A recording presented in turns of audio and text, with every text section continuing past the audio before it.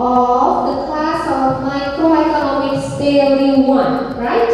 Okay. So this is the third meeting. The first one I told you about the syllabus and the introduction of the microeconomics. What is it about? How is the definition? Why it is important? What are the things, the topics of microeconomics I've mentioned all in the first meeting. And in the second meeting, I told you another idea of the theory of microeconomics itself. Who are the people who have shared about the microeconomics and what are the theory related to it? And this one, our third meeting, we are going to talk about the consumer behavior.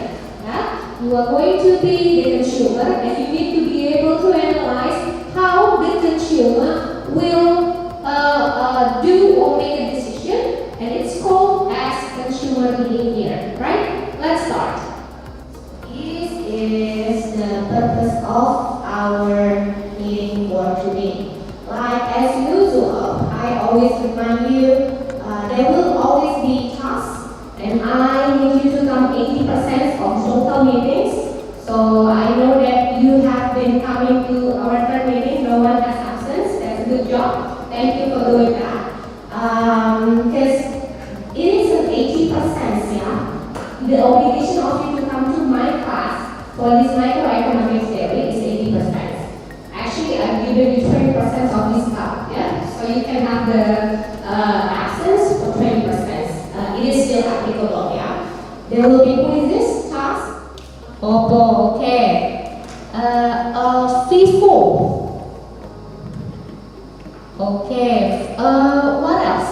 What is other phone? What about you, Fahri? What's your phone?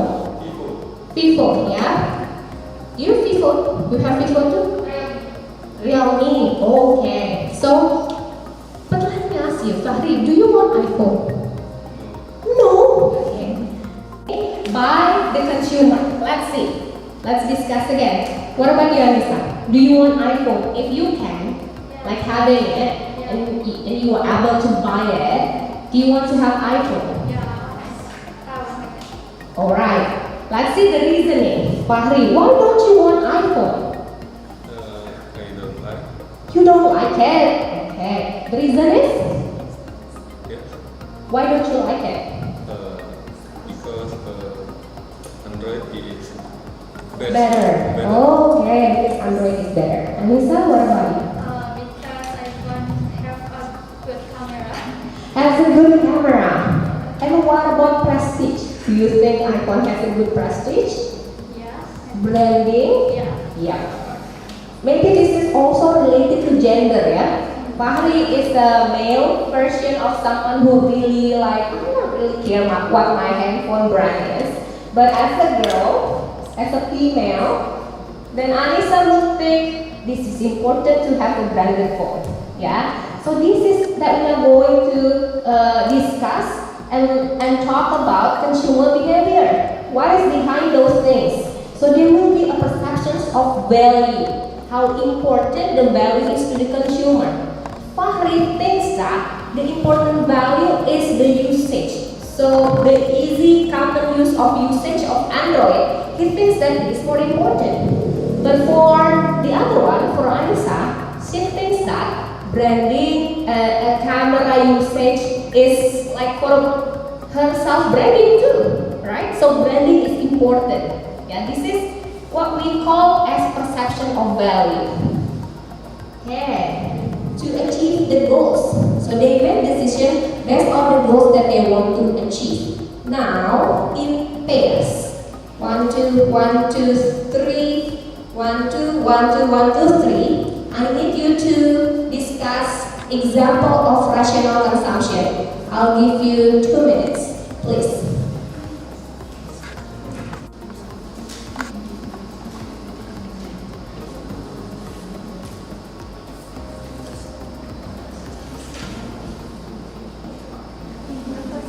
Make the example of a rational consumption. Actually, I've given you the example of those two. You just have to give another example.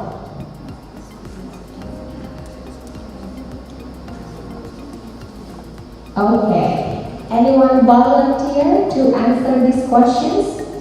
What is the example of rational consumption? Yes, please.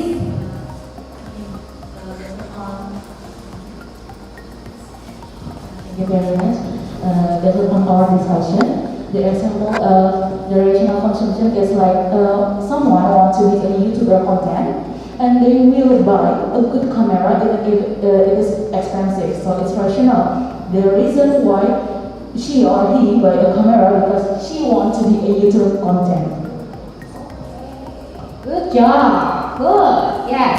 That's what we call as rational consumption. Someone has a goal, yeah, and then they are willing to spend how much they're willing to spend it, because in the in the final end there will be gaining the goals, yeah, the target will be achieved. So this is what we call as rational consumption. Now we have to also remember, the goals of the common, this is the common usage, yeah, the common consumer want to maximize their happiness, or we call it satisfaction. In economics theory, we call as utility. Okay, satisfaction and happiness is measured by the utility of the product that they buy. And as long as the consumers are making the decision that they are assuming they are achieving their goals, so they are being rational. This is what we call as consumer behavior, right? Okay, then to explain the theory of consumer behavior, there will be different preferences, but there are some basic assumptions about preferences. There are 4. The first one, completeness. Okay? Preferences are assumed to be complete. So you cannot stand in a gray situation. You're gonna have to choose. Yeah, you cannot be in the middle. I think I want to have food and I also want to have clothing, but not like that. The preference is clear. I want to have more food than the clothing, or I want to have more clothing than the food. So that's called preferences. It's the same in the real world. So you cannot,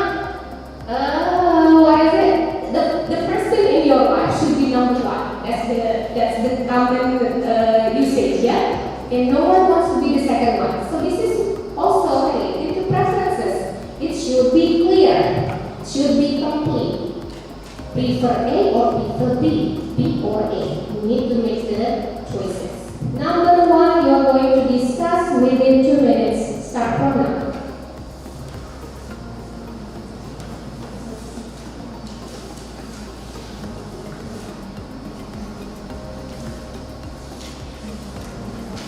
I've mentioned the 4 basic assumptions.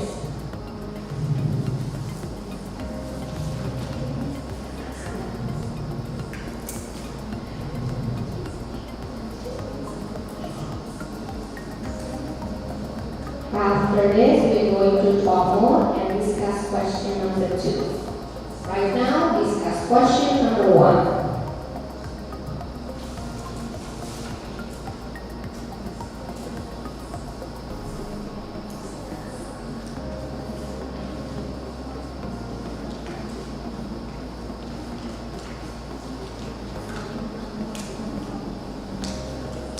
Okay. 2 minutes is over. Who is willing to give the answer? Oh, yes, please.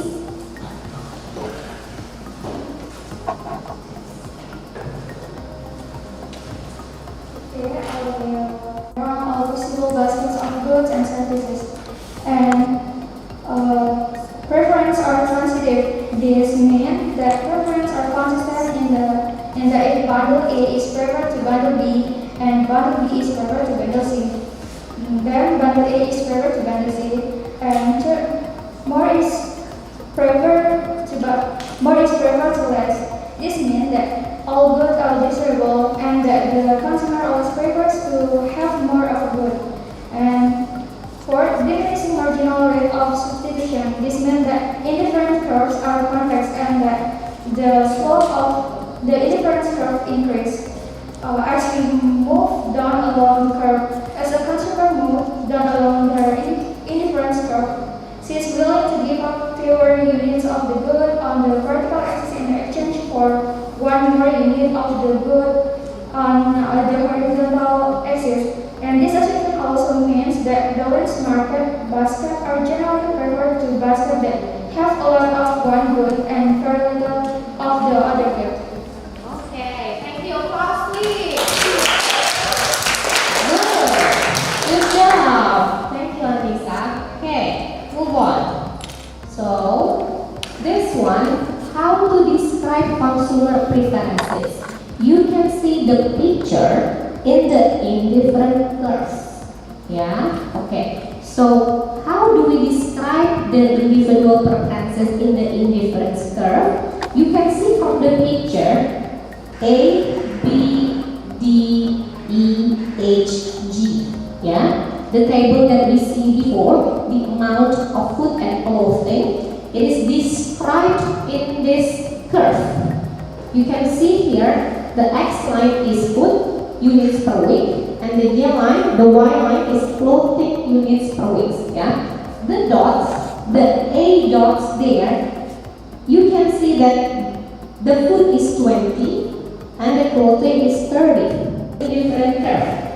This is actually the same. It's just now we can see clearly the red line. We call it as indifferent curve. Yeah, curve representing all combination of market basket that provide a consumer with the same level of satisfaction. So, if you want to know the same satisfaction, you are seeing the indifferent curve. B, A, and D, those are the comparison of the indifferent curve. Yeah, in the same line of indifferent curve. So, in the same level of satisfaction. Right. That's the notice. You can see the indifferent curve U. Yeah, U1. If they move above, if they move to the right, there will be U2. Yeah, you can see what are the changes later. The indifferent curve 1 that passes through market basket shows all basket that gives the consumer the same level of satisfaction, like included in basket B and D, the same satisfaction. So this person will likely to have, it's okay for me to buy 20 food, 30 clothing. It's okay for him or her to buy 10 food or 50 clothing. The same satisfaction. This person will don't mind. Yeah, this is what I meant by the same satisfactions. Our consumer prefers basket E. Basket E, which lies above U1. But it means that they don't have the same satisfaction. So it could be assumed as a higher satisfaction, right? But prefer A to H and G. You can see here the position of the dot H and G is below A, right? So not the preference.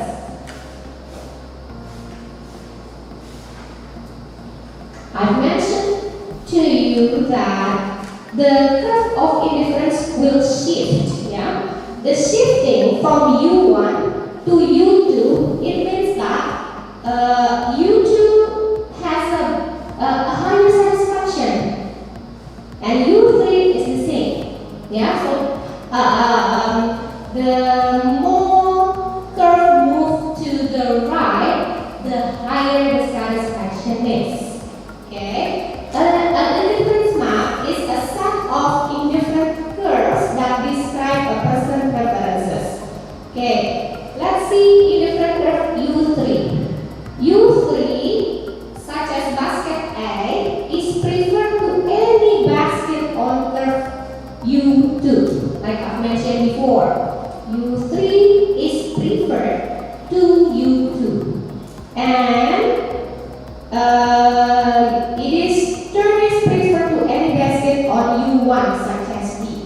So everyone will choose U2 compared to U1, but everyone will choose U3 compared to U1. Yeah, the higher, the more the position is in the right, that's the better satisfaction the consumer will get. Yeah. This kind of curve is the basic knowledge that you need to have. Usually, on your final task of comprehensive knowledge, they will ask you. Trust me, because I got it. Okay, so here, the other rule that you need to remember, indifferent curves cannot intersect. You means that if the shape it is the right one, it needs to align above or below. It cannot cross a line. It cannot intersect. So we cannot compare the satisfaction between those two curves. Yeah, because it is intersect. So it cannot be that way. So according to this diagram, the consumer should be different among basket A, B, D. So they are in different market. Yeah, we are talking in the bundle. That means in the same market. These two curves, they have the different market. So we cannot discuss more about the level of satisfaction and the level of utility as well as the marginal of utility. This is a different market. Alright, discuss questions number 2 and 3. Let me give you 2 minutes. That's all my explanation. Number 2 and number 3. Here.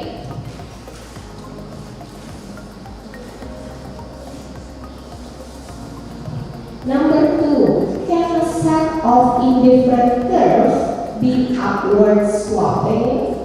If so, what would this tell you about the two goods? That's question number 2. Question number 3. Explain why two indifferent curves cannot intersect.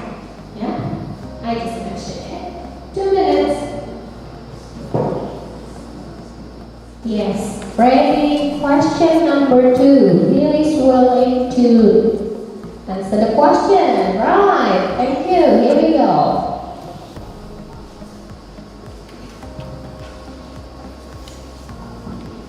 I will try answer question number 2. A set of indifferent curves can be upward sloping if we find assumption number 3. More is preferred to less. When a set of indifferent curves is upward sloping, it means one of the good is bad, so that the consumer prefer less of that good rather than more. The positive slope means that the consumer will accept more of the bad only if he also receives more of the good is returned. As we move up along the indifferent curve, the consumer has more the good he likes, and he also more of the good he does not like. Thank you. Good job. Thank you. Applause, please. Good. Right. I mentioned number 3 also going to be discussed. Yeah, who is willing to answer? Number 3. All right.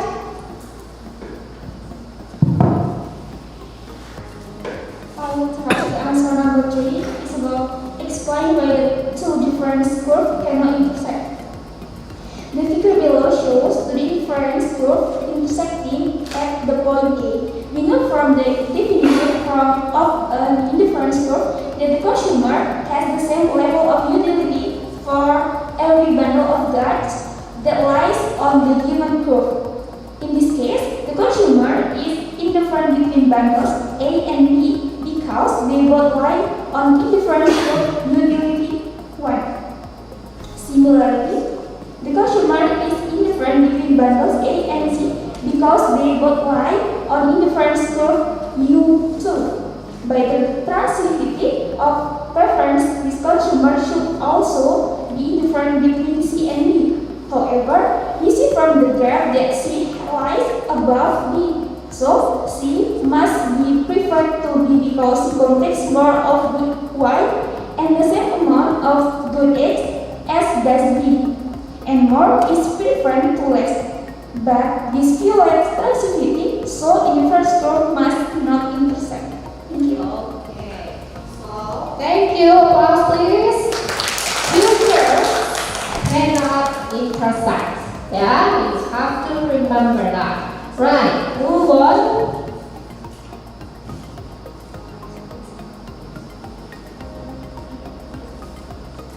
Word is substitute. Means that one is better than the other one. Yeah. So that's the rule of substitution. Okay. You also going to also remember there will be complements. Okay. In bahasa, if one to another good is complementing each other, in bahasa we call it pelengkap. Okay, saling melengkapi. But if the other good can replace of the good, it's called substitute. Yeah, these two ideas you need to remember. So we're going to talk about the marginal rate of substitution. What does it mean? It means that the maximum amount of a good that a consumer is willing to give up, yeah, in order to obtain one additional unit of another good. You have to refer your flashback, your memory to the definition of opportunity cost. Yeah, it's almost the same when we talk about marginal rate of substitution. So I'm okay to give up 5 of this in order to get 4 of that. Yeah, marginal of substitution. So let's see the indifferent curve. A, B, D, E, and G. Yeah, we're going to measure the MRS. In this figure, the MRS between clothing and food. So remember, this is the food, this is the clothing.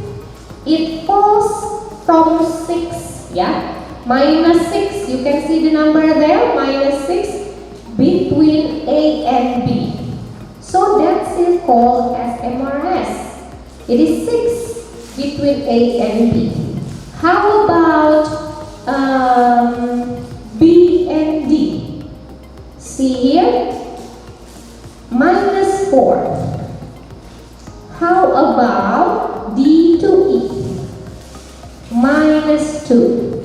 How about E to G? -1. Yeah? Now see there, 1, 2, 3, 4. Yeah, constant. But here, perfect complements. In B, someone named Jane. Jane used left shoes and right shoes as perfect complements. Yeah, and an additional left shoe give her no extra satisfaction.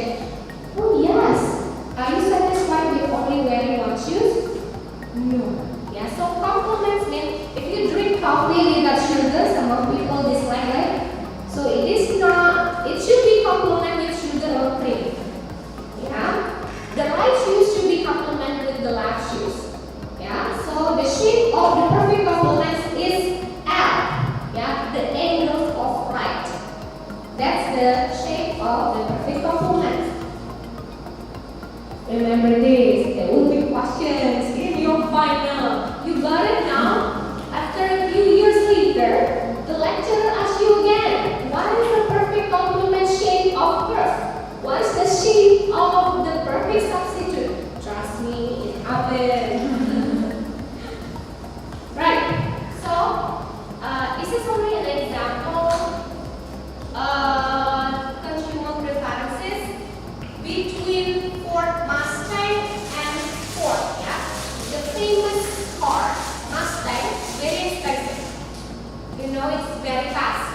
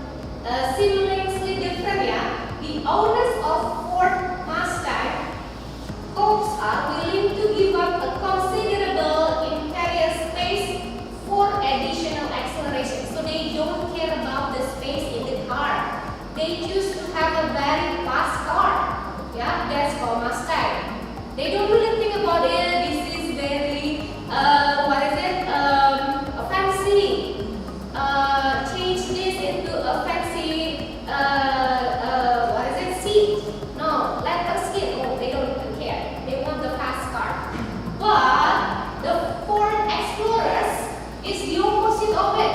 They prefer inferior space to acceleration. Usually, the Explorers is the big car, you know, the family car. Yeah, they prefer to have more space compared to the speed. Yeah, if you're driving with the kids, you don't want the speed up car. Yeah, so this is represent consumer preference. But as a producer, you are going to see this as an opportunity to produce the good.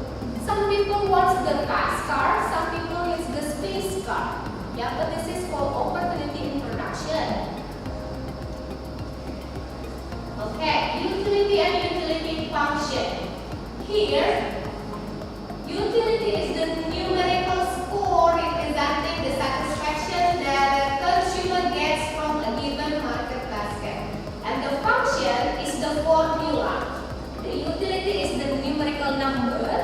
And the utility function, you can see here that U FC equals to FC. That's the formula.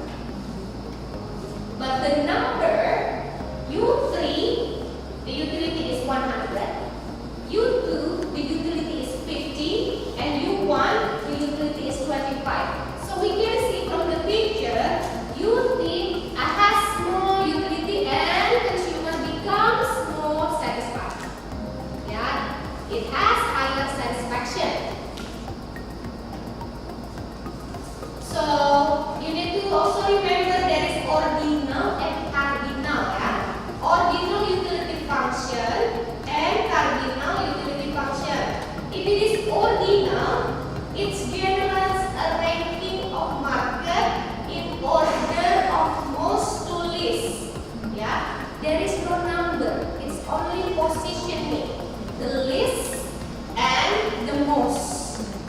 But if we talk about cardinal utility, they will mention the number. Here, it describes how much one basket is preferred to another. So there is the number of product in the basket. Yeah, right? Please write down this as a homework. Yeah, this is going to be the review. Write down 3 terminology and what does it mean. Yeah, next meeting I'm going to ask